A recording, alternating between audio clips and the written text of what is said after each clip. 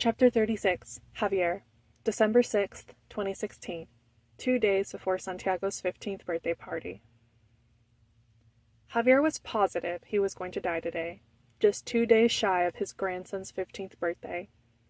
Another reminder of how cruel life can be. He would owe his death to those 4 pillars sons of bitches too. After that little meeting they had 6 months ago, they hadn't cut him any slack, giving him the hardest assignments. It was a miracle that at his age of 53 he was still alive. Well, less than a miracle, and more of a fact that he had still been outsourcing about half of the assignments. The ones he was 100% positive could not be implicated. For Javier, the act of outsourcing some assignments and personally appearing in others was a matter of which action granted him the chance to live another day. Of course, he was not a fool. He would not repeat the same mistakes, and personally oversaw the assignments in which there was hard cash involved or drugs, although he made a tendency to observe from a faraway location. It was not because he was a coward who feared death, but because he understood his limits. One of them was his age, and the other was the fact that he was having to relearn to shoot with his right hand, on the count that he no longer had his index finger and thumbs. Those bastards, he cursed the 4 pillars. Javier might have survived the meeting with them, but he had the feeling they were trying to pump every last ounce of blood from his veins before leaving him out to dry. Every time he came back from an assignment, he counted the bullet holes and bruises as a blessing. Even though they had hurt like a bitch, he still had his life, and he had to be grateful for it. Today, though, he was sure that this assignment would be his last. He was being sent to the outskirts of the city, to a villa, to recover not funds this time, but weapons. Normally, he would have outsourced this mission, except that the 4 pillars specifically requested that he go on the front lines as a representative. It was Javier's duty to meet with a gun collector, who had naively thought he could steal from the 4 pillars and get away with it as a potential client. His strategy was to meet the gun collector as a potential client, ask to see the vault of the weapons, then locate the stolen weapons, and finally, somehow, get the weapons and extract himself from this location. Javier hadn't exactly worked out all the details, but it wasn't the first time he had to wing an assignment. All he could do was pray to la Virgen María to let him see another day. Madre de Dios, ruega por nosotros los pecadores ahora y en la hora de nuestra muerte. Amen. He whispered the prayer as he stepped out of his vehicle. Dressed in his second-best Armani suit, the first one being having been ruined by his own blood, he took a quick look around. As far as the villas went, this one, with its white walls and red-tiled roofs, was quite small, although well guarded by the fact that there were 6 security guards placed at the front entrance. I have a meeting with Joaquin. He's expecting me, Javier said as he approached the security guards. One of the guards radioed in Javier's presence as another security guard began to pat him down. Javier only had a single gun at his hip. It would have been unusual if a man in the weapons profession didn't always carry at least one weapon with him. Once his gun was secured, permission was granted for him to enter the villa. Javier steps inside and was greeted by Joaquin, who was a short, stubby, balding man. Javier gave the man a business smile and shook the man's stubby hand, which had way too many rings on it. Javier del Toro? The man smiled, showing off a gold tooth. The man of weapons himself.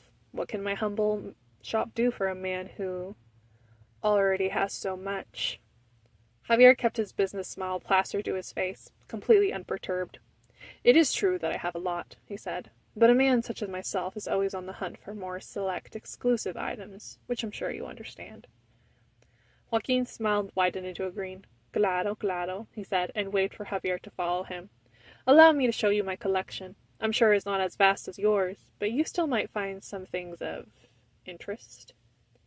That is why I'm here, Javier responded coolly, following the stubby man. As they walked, the 2 men made short, polite conversation. All the while, Javier took to memorizing the layout of the villa in his head. Though it was a similar villa, there were still security guards inside, noting the 3 that he had passed as he made his way down the hall. They arrived at a big red door, where yet another security guard was stationed. The guard sidestepped once he saw Joaquin, allowing his boss to place his hand on a pad, which scanned his handprint and then opened it automatically. The security guard followed them into the room. The counters were black, marble, and above them, enclosed in glass, were guns of every type imaginable. This did not impress Javier. A quick scan of his surroundings was enough to pinpoint that the guns he was looking for were not in this collection, which he expected as much, considering they were prized gems and stolen. Although I am impressed, lied Javier, I believe you know these are not the guns I'm looking for. What makes you think I have other guns other than these that are displayed? Joaquin asked, narrowing his eyes suspiciously. Because you are a collector, Javier said, and collectors tend to keep their most prized possessions away from prying eyes. At this, Joaquin chuckled. Well, of course you'd find me out, Del Toro.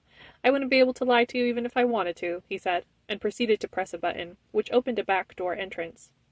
Stepping inside, Javier began to scan the inventory. He knew this was it. Every shelf contained the rarest guns, from World War II antiques to old Winchester guns to models that had been discontinued.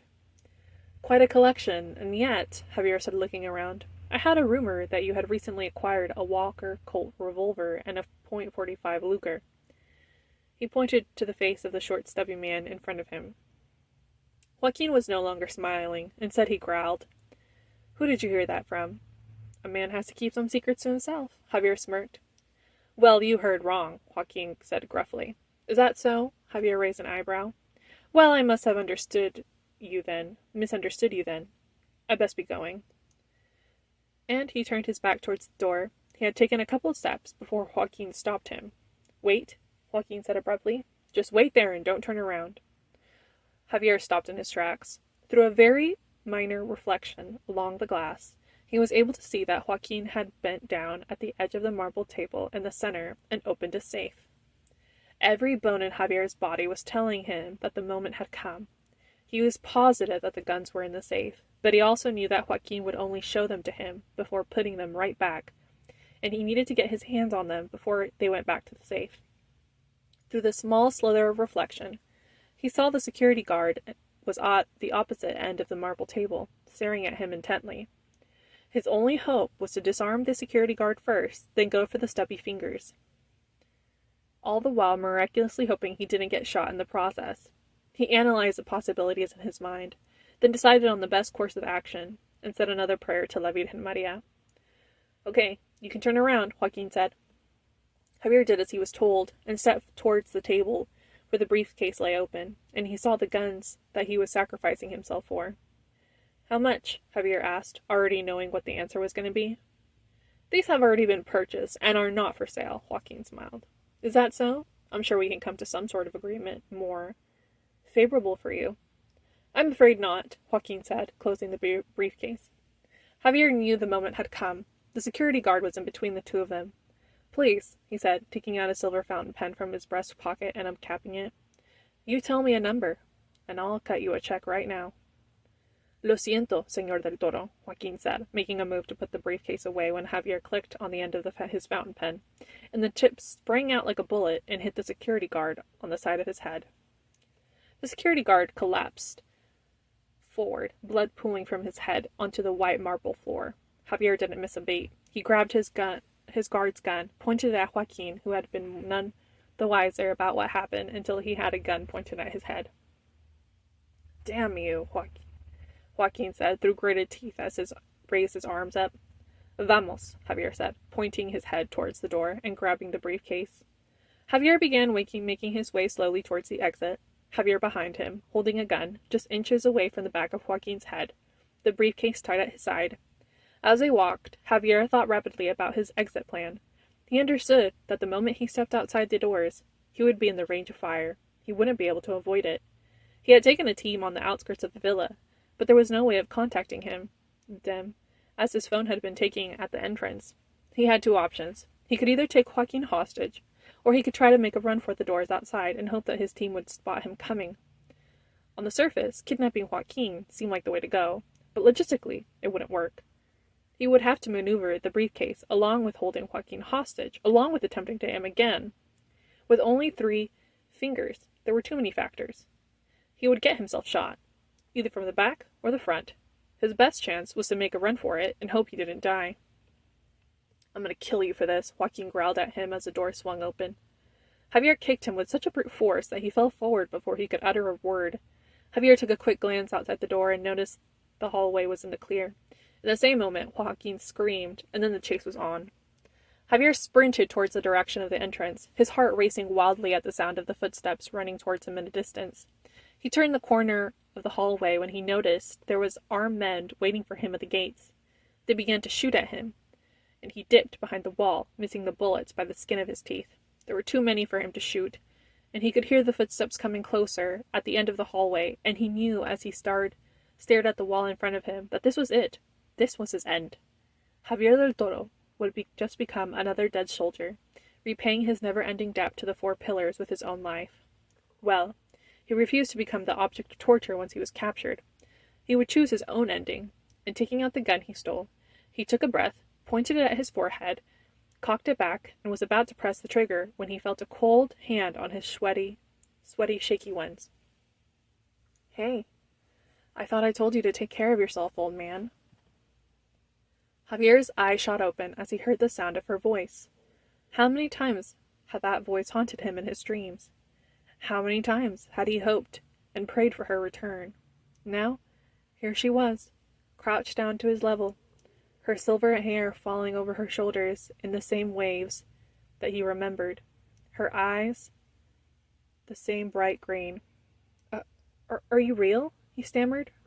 "Or am I dead?" She smiled broadly, showing all her pearly white teeth. "This is real. Now put this away. You won't need it anymore," she said, putting the cock back in its place. Handing it back to Javier, she began to stand up. "Anya," Javier exclaimed, remembering they were about to be cornered. "The hallway's too narrow, and there are too many." "Oh, it's okay," she said casually, handing her outstretched hand to Javier. "I've learned a couple of things." In the same moment she outstretched her hand, they were cornered. A circle of men surrounded them, all pointing their guns at them. But Anya didn't seem to flinch. "Can you stand?" Javier didn't even register her hand, as he was trying not to sweat as they became surrounded. He knew Anya was fast, but unless she was faster than the speed of light, there was no way they were getting out of this one. The men, surprised at seeing a girl appear at Javier's side, began to yell at her to turn around. "It's okay." Anya smiled at Javier, sensing his apprehension. She stretched her hand out to him. "Trust me." A sense of awe overcame him as he stared into her eyes and took her outstretched hand. In the same moment, the bullets began to fly. Javier couldn't avoid wincing, but when he opened his eyes again, he saw that behind Anya was a black barrier that surrounded them. "See?" she smiled, pulling him up on his feet as though he was light as a feather. The men on the other side of the barrier began to cry out in wild apprehension, shooting until there were no more bullets. Javier stared in awe at the black barrier, not noticing that he had extended Anya his right hand, which had the missing fingers. Anya's face twisted as the missing fingers from his hand. As she saw the missing fingers from his hand, her whole body beginning to tremble in rage. "Who did this?" she asked through gritted teeth. Javier had started watching men screaming at each other. Some of them had dropped their guns and began to run. "What?" he asked, distracted. Anya's hand was shaking as she held Javier's hand in her fingers. Her shaky fingers hovered over his missing thumb and index finger. "Who," she growled, "did this to you?" At the last word, the black barrier released black spikes and killed everyone in its path. And when Javier met Anya's eyes, he could see the way that her left eye was beginning to turn obsidian, just like that day. What was happening to her? "I'm going to kill whoever did this to you," she exclaimed. Her voice held pain in it, and what she was feeling dawned on him. "Hey, it's okay. It's just a couple of fingers. Come here," he said, grabbing the back of her hand and pulling her towards her chest. There was a moment of surprise, but then Anya wrapped both hands around Javier's waist, burying herself in his embrace, and the black barrier that was behind her disappeared. "I'm so sorry. I should have been there," her voice broke. "I didn't think it would take this long." "Don't worry about it. Seems like you've learned some crazy new tricks," Javier said. "Is that magic you're using now? Are you a vampire magician?" "Something like that." Anya sniffed into his shirt, taking the familiar scent of him. "It's my vampire ability. I guess I have one." Javier chuckled at this, because of course she did.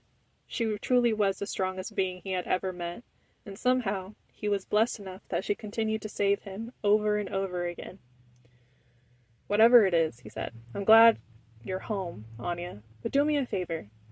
Next time you decide to run off for a year, will you give this old viejo a call at least?" Anya smiled, happy tears up at Javier. "I miss you too, old man," she said. He smirked, feeling like everything was back in its rightful place. He put an arm around her and said, "Let's get you home. Lord knows you've been gone long enough."